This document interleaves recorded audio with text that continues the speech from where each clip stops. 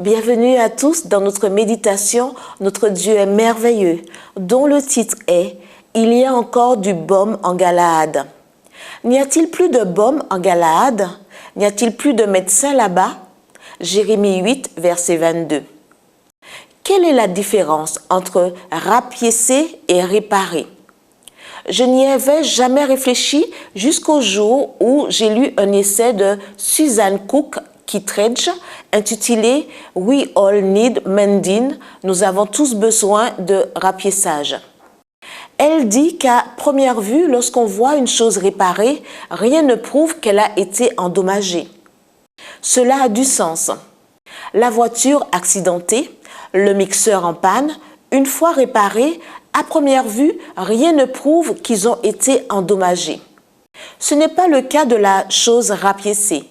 Selon le dictionnaire de l'Académie française, rapiécer signifie, dans sa première acceptation, coudre des pièces à du linge, à des vêtements, pour en cacher l'usure, pour réparer les trous, les déchirures.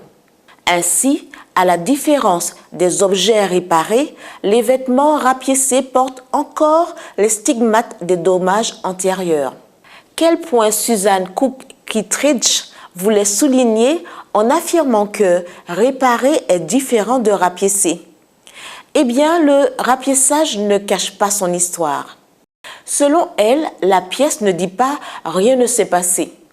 Elle montre que quelque chose de mauvais est arrivé, mais cela ne s'arrête pas là. En plus de préserver l'histoire des dommages, elle montre également qu'il y a de l'espoir pour l'avenir.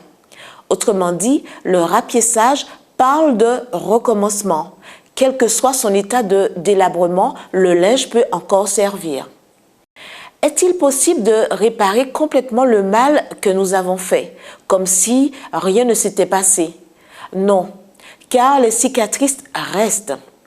Une relation brisée, un cœur blessé, un péché commis. Nous voudrions que tout se passe aujourd'hui comme si rien ne s'était passé, mais c'est impossible. Non seulement parce qu'il y a une chute, une blessure, un péché, mais aussi des conséquences. Ah, mais la vie ne s'est pas arrêtée dans le passé. Bien qu'il soit vrai que nous ne puissions pas dire « rien ne s'est passé » parce que nous savons le mal que nous avons fait, nous pouvons dire que Dieu peut nous pardonner parce que le sang de Jésus, son Fils, nous purifie de tout péché. 1 Jean 1, verset 7.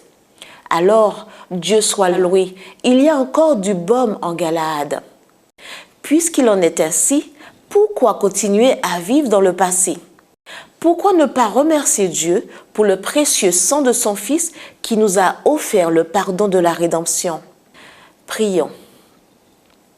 Merci Père Céleste, parce que le sang du Christ a purifié mon passé et parce qu'il m'a donné une nouvelle opportunité, un nouvel avenir.